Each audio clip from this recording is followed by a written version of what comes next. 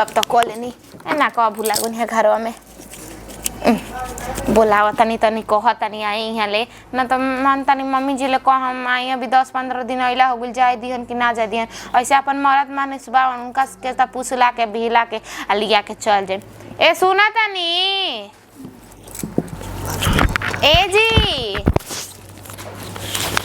बाका जाने कहां का हो का कहत एक बात कहे के रहे रउले और एकदम काजल पाउडर मार के एकदम बम कतर हो हैं कानी अनु एगो बात कहे के रहे रउले पहले आंख में तेरे सरप्राइज दिखाओ तनी आंख में दा आंख खोला सरप्राइज हम में अजी छाती ना जी का माने में रो खूब मजाक करी ना हमरा से पागल हो तो एगो दिल है एगो फेफड़ा है करे जा हट आयो दादा छी रे छी केतना रउआ गंदा आदमी बनी जननी मरद ना रहती त रउआ के कुछ कह देती माई के बात छोड़ी कनी हनु की हमरा के कहीं ना बाजार लिया जाके देखी तो सब कुछ घट गइल बाटे जननी हई देखो तनी सब कुछ घट गइल बाटे जाइन त ले आइम देखी पाउडर पाउडर सब कुछ खत्म हो गइल बा का कानी के हमरा के लिस्ट बना के दो कनी एथी बा ए बात पर हमरा किसी आए के मन करेला एकदम में मतलब सुनो पहले लिस्ट बना के दो हम ना जाई में तू चलबो हां हम जाई अरे पागल का बाजारी में का जइबे सुनो मैं लिस्ट बना दो रउआ डर बानू के हम इतना सुंदर बनी त कोई के राख ली लेकिन ऐसन बात नहीं खे सोना हम तोरे पर हम सुना पहले बतावा कि 1 साल हो गइल नंबर के का हाल बा नंबर सही बा कि का बा ठीक बा कौन नंबर बाग लाज लागत हमरा कहे मेरे गो से बात माने फाटा टूटल नहीं खेनु ना तो दोसर हम ला देबो ना बाटे आ कहनी हनु कि मम्मी जी से जाई बतिया के कहीं कि एथु करस हमरा के रउआ लिया के चली बाजारे आ देखी सब आईलाइनर पाउडर सब खत्म हो जा तनी माई से पूछ लेबे जाई पूछ ले ई मत जानी हनु कि माई भी हम कुछ तरह का बोलन तो बुरा नहीं माने के समझी हो मतलब रउआ कहल का चाहते हमरा के अरे ये कि गाड़ियों दे दे ना मुंह में राम बगल में छुरी आ पलकत झावत काटत मुड़ी हां ठीक है ना ठीक बा जाई माई भी कुछ बोलो त हमने के बुरा माने के आ फिर बाद में अपन घर में समझ लिया जाई तनी बढ़िया तनी मारम त सेंट आओ कहां धरे पड़ू रख ले बनी सेंटवा सेंट मारा को कोकुला वाला ले कोकुला वाला प्लास्टिक का कैसे कोकुला वाला जला ठीक बाटे सब धर है तो इने बिगल मत चला के ना में कन्या की देखी ऐसे हाथ पर गिनत रही देखी आईलाइनर एगो मस्कारा फाउंडेशन हाथा पे जोड़ी लाइनर हे तरह के जोड़ी हे तरह लाइनर मस्कारा फस्कारा और ई काजल लिपस्टिक हां और बिंदी हां और एगो भेटनो भेट एगो गार्नियर है एगो भेटनेट एगो गार्नियर हां आ 32 से 36 10 को हो गई हां तो आगे हो गइल ना तो कन्या की अब जाई मम्मी जी भी जाके कह के आई आराम से रहियो हम कबो ना सोचले रही कि हमारा इतना बढ़िया मर्द मिली है ना एकदम देवता सामान मिलल बन इन कबो लाज लागल बड़ी खराब बात बतियावेला एकदम बुझाला कि एकदम मन है हमारा एथी हो जाला उनकरा से गोइल बड़न मम्मी से कहे आई जातानी मम्मी से मानो तनी कि दो बात हमरा के बोली हन हो जाए तो झूठा खानी रो लेम बाकी घर में तो समझिए लेम कि हमनी में का बा का नहीं खे पानी गरम कर दी हाथ गोड़ एकदम कैसन तो हो गेल बा गरम पानी से तनी धो लेम ना तो तनी गोड़ हाथ तनी साफ हो जाए ठंडा पाला में बाटे तो मोइल एकदम से हाथ गोड़ हो जाला तनी पानी में का हो कन्या की मौसी जी के फोन आई रहे का आवत है गुजरात से अच्छा लगावे तो कोनो बात वहाँ के बड़की गोतनिया के लड़का बा कहते झट से गिर के एक बार हाथ टूट गइल बा तो उहे देखे खातिर आवत जा अच्छा तल दिया कि दीदिया से कह दी है कने तनी हम चल जिब तनी देख चल जाइम कैसे कि बियाह शादी हरला परला हमनी घरे आवे नहीं जा कोई के गइले में शादी कट बाटे कोने एगो आइए गइले को हम होइए गइनी दोनों जन मिल के रह जा ए जगह बइबे कइल बाड़ी अभी जान तुमको 29-30 के नु टिकट बा त 2-4 दिन तनी हम घूम फिर के चली आई त जन लो आ त लोग मिल बहर के रह जा अपन दोनों दिया दिन का करे के बा ये गरम करते ए देखो त हाथ गोड़ एकदम करिया हो त कोने हां ए मई का हो का करते रे अरे जे पानी गरम कर रही है उ बैठो का हो गल जी ई का रे कहाँ जाए लगनी तोरो जड़वा से लगता गांजा फुफुकारे का जाता है ए तेरा कोनी के सुन तरे का हो कोनी की देने 500 रुपए बताओ ऊ काहे खाती अरे ओकरे सामान घटल बा जानते बड़े मेहरारू सब सामान घटबा करे अभी 10 दिन आइला भइला सामान खट गइल जी अरे ये काजर फाजर सब काका कहाला आ तोर बड़की भौजी आई रहली त 1 महीना मुंह ना खोलले रहल हिया आ ओकर 10 दिन में काजे पड़ लिपटे उतर गेल हाजी बक्सा में त माई भौजाई पूरा गांज के देबेली सन कैसन काजर पाउडर देले रहिसन पार के का देले रहिसन खपड़ अरे छोड़ ना बहतना का थी करे के बाद नेवता बराबर देले रहिस नेवता बराबर ता तोरो तोरो तो कम से त हमने के त ना सही आई हम सास के बाकस में डालो चाहे मत डाल कम से बेटी के त बाकस में डाले कन चाहिए का हो कनी आई त हमर बेटी जाए त 1 महीना अपन 2 महीना करी चीख चीख हाँ। अब एनु कहाई जी अरे देखी बाबा माँ। जी पूरा मत मान मगर ओकर माई बाप गरीब बावन तबे नु ओकरा का चीख चीख के देले बार काजर नहीं खन दे हाँ। पार के खपड़ी में देले बार मारे खातिर मन तू जान गेलू माने त कहतै कि घट गई माने बा तन तन 2-3 दिन और चली समझी देख बाबा कुछ को तोर सास नु 1 नंबर के नु भीख मांगिन से भीख मांगिन भी समझ लिए काहे के लुगा कोनो बढ़िया नहीं खे देले काहे के शादी करिस भाई जब तर शिकायते करे के बाद शादी काहे के हमरा कहली अरे तो हमने के जहाँ देखे गई नहीं ओकर घरा में तो है दी त ना दी कोई जानता हो कनिया छोड़ी ना झापी झोरा में त बेटी के आदमी ऐसा है देवेला कि हमर बेटी के हाँ। ओहे मत बड़ाई खाती हां बड़ाई खाती तोरा भी तुरंत कहत चल बड़ाई खाती क्या माने जब तू ये शिकायत करलो तो टोला माला शिकायत ना करी अब कुछ हैं? कर दे बेजीगा बोला त त आदमी बोलिए दी हमार माई ये बूढ़ी के ये तना देले रही काजी हां काहे ना बस सही है बेलना, चौकी सारा तक में डालले रहे जहां तक से कजरावटा तक से देले रहली हमारा के अच्छा इनी को देखो देखो अपन पलंग देखो बिया है के एगो हमार जन में अबू पलंग देखो हैं हमर शीशो के ह शीशो के हैं शीशो ह ए दे जानत नहीं हई ऋण के बनवा के देले भाई लोग 10,000 वाला शीशो के देले रवा भाई कहे से अरे नतिया ओकर शीशो कह तोर पलाई कह हमार सगवान के ह पलाई तू है जानता ज्यादा सरवान कहते पेंटा ऊपर से मरवा दल बस ओही पर धाइल दे दे हटा छोड़ दे दे बात दे दी हम- त अपन हम जाता नहीं हम ले आवे ना इन्हीं के गल जरूरी बा अभी हम मालिक बने इन्हीं के का कर्जी हसन तारा तू ही के जेबे ना मालिक। हम ही जाई दे लेके ऊ ना जाई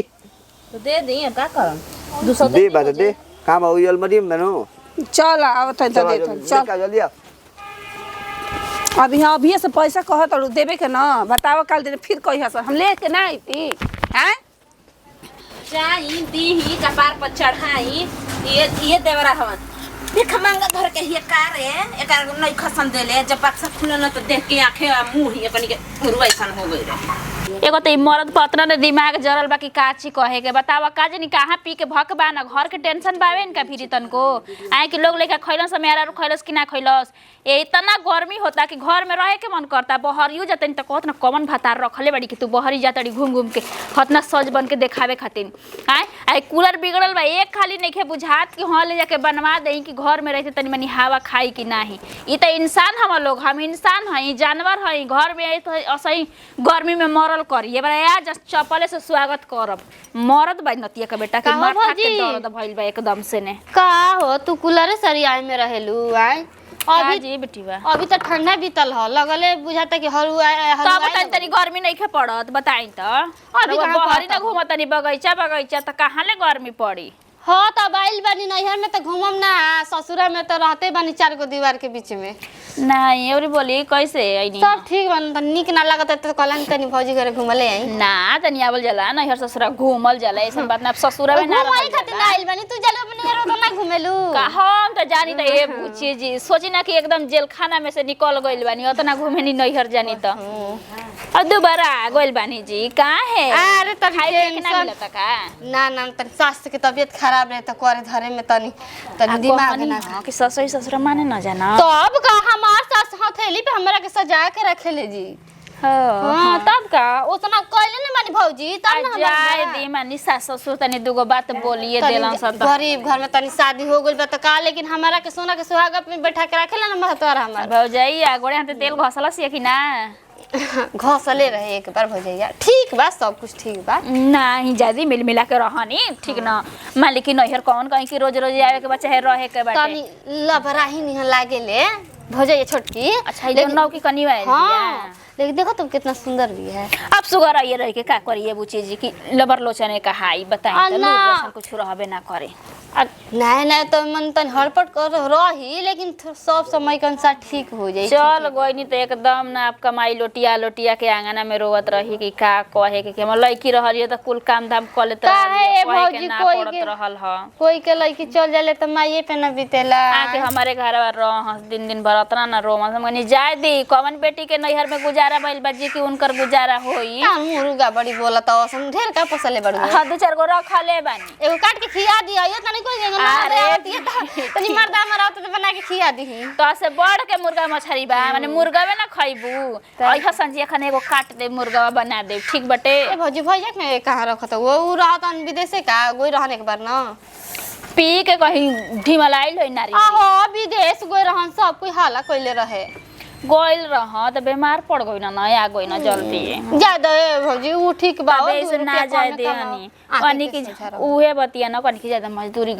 करी है लेकिन दिन भर काम धाम करिए संजिया के हमरा आंखी के सामने रहबा उहे हमरा खातिर ढेर बा बस ये कही दिक्कतिया ना बा हो के पी पी के मारे एकदम छेछले दर कर जाए दो तारा हाथ में ना बा मरद के चाबू तो कुदा देबू ना तो भगाइए देबू ना तो घर एकर मतलब कुदाई ना बेड़े पर से नीचे से बेड़े बना दुला के। अब देखी मरद हन दर्द ना समझियन त के समझी बताई। अब मरद की हाथे खा तनी तनी रहो मोटा अब आइल बानी कुछ दिन रही अरे मरद के तहां से हमेशा कहतन भौजाई के हाथे तनी खाई ऐसे न रहतनी ए जी हां आवल कर कोनी संजिया खयाई ठीक ना हम बनैले रह मुर्गा छिनार नती गाड़ी दे भौजी कहले हनी तब तरियात परल कि मुर्गा कटवाई मैं अब जननी वो बसाई लइका मारे हम जाए लगन से बेचे नहीं खसावत हेती हेती लेके जी साइकिलिया पर। अच्छा उहे तो रखले बन हते हो गइल बना स जा तनी भौजी तनी देखले आई ना खा ले पूरी सब्जी खीर बनैले बानी जा तनी हाली हाली बारो और झाड़ के तब को हम के लिया के चली आई का जाने बुढ़ियो कहाँ गोइल भैया होते नहीं खी लागता कि पैसा वैसा ना दिहन तो कैसे बाजार होई। ए जी सुना तनी कहाँ बड़ू हो बाजार तो का कोनी पानी तन दो एक लोटा तनी खाना लिया हो तनी भूख लागल बा। हम तो मम्मी जी बाजारे जातानी ना तो बाजारे खुदे से काट के खा ली। केकरा साथे हो ना का बतैला हमन उनकरे चरे उनकरे के लिया के आ कहत है ते मैं दे पैसा हम जथनी बाजारे तोहरा कता ना कहल हटे मन तनी ना कले हन भुला गेल हन बात में फंसा देले हम रउआ बतिया में एकड़ बढ़बे कल बन जानते बानी। अभी 10 दिन आइला ना भइल बा कि जबान चलत तटे एक भी तक निहन हैं 10 दिन आइला से 2 दिन आइला से का मतलब मम्मी जी मानते बाजारे गुल कोनो एथु बात का हो काहे त नैहरवा के कुल ना देले रहस नहीं अतना जल्दी खत्म हो गइल तो मम्मी जी ने उहारवा के को दिन दिहसन उतना दिन चलल नु काहे बड़की के तैयारी रहल त 1-2 महीना ना खोलले रहली हमर से मुंह त ए मम्मी जी हई लिया दिए मम्मी जी हई लिया ना गुरियो ढेर ले गोरइन जा अब बड़की के बात ना था हमारा भी करी ठीक बा हमारा का त थतिया चढ़ा देले बन जाए एकदम काहे तारा माई बाबू के चाही ना तो झांपी में डाल दी एगो कजरोटो ढंग से नहीं मम्मी जी रउआ सब कौन हमरा माई के देले रहिन जाए फुआ के हमरा ना साड़ी लेगो रहिन जाना अब हमर भाभीए के निमन साड़ी लेगो रहिन जा ये कुल कहवाए पर लागल बानी रउआ जौन करल त बढ़िया करल हटे ठीक ना अभी मत कभी ओकर दादा से करतौ का आई तार माई कहती तो समझ में तू कहतू त निक नहीं खेलाग ठीक ना मम्मी जी रउआ कतना हाथ बांझ लड़ी नाई कैसे बतिया तड़ हो तू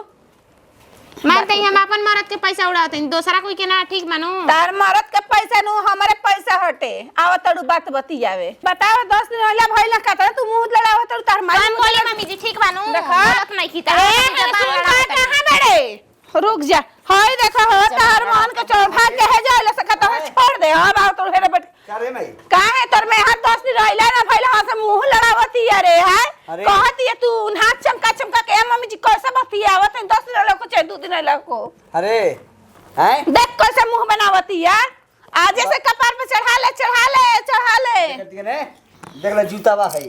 जूतावा निकाल के चार जूता जहां कपड़ा तो जूता निकाल के मारता 4 जूता तब नहीं ठीक हो जाई तो मन तक करता है एकदम ऐसे कर जाएगा जान जे ए जी हमरा कुछ कहनी है राउन माई के क्या बोलते माई जमाना होता है रे सब कह देलु कहते जी कुछ कहानी ही माई के कहलिए कि तार मारदा मर जाओ हां कहानी तर के अरे मई तोरा कह सकत रे कोई बेटा के कोई मुआ सकेला रे हैं ढंग से तनी रह अभी लागम काने नु तो लगम ना तू धीरे धीरे मार तो आइले जके मार ल तो देखा तो रह अरे बाहर आवतन बात जान अच्छी है तोर निहन बात बती यह कहा मार लगनी मेहरी ठठा लगन डहरी ओए हाल हमरा देखाओ तो मैं तो मारत नहीं हमन आदमी तो बड़ी मार मारी तो दावत हो जा तो खुद कहे जा तो छोड़ दे अब अभी पुता के बोलावत चिंता काहे कर कुछ वाले तो अभी कहां बड़े रे का रे मई है ना ओए बे भैया 10 दिन कह के हमरा से मुंह लड़ावतिया के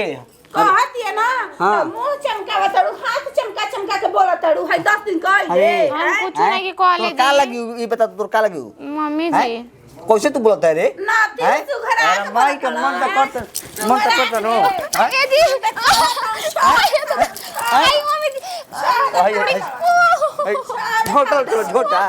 झोटा हो है ना पहले और कौन से रे मई कहती है सा हमरा से ढेर लिया रही दीदी कुछ नहीं हुआ मैं कुछ नहीं था अरे तेरे मंजू तो अधिकार मार तो जानती तहर के सब हम चपले है ना चल आज चल पर्दा गिरा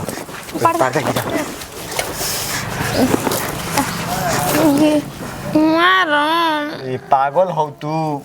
आ जानू देखो तारा कम मारत हम बड़ा मुंह लगत रहे मतारी के सामने मरने है कि लाग के हम हर मौग नहीं खी तारे बुझाई लगत रहूं तू तार गेर बक्सा काने है मात्र नहीं काने हैं देखिए सुनत नहीं सुनो रुक एक ना सुनत जरूर है सर एक काम कर तू चिल्ला हम मार ताको ताई दीदी जी ताको ताई जा बोल और दिक्कत में बोल बोल तारा माई का बोल दीदी बचाई दीदी ने बचाई जानो रो मत सुना तो हमरा के मारबो दीदी सुनो तारी जा बुझियो जी भाई देखिए तो काम रहा जाए मारबो हमरा के सुना ना कोरी तारा काहे के मारब करे जा हम ताकती कर दादा कतिया तारा माई का बोल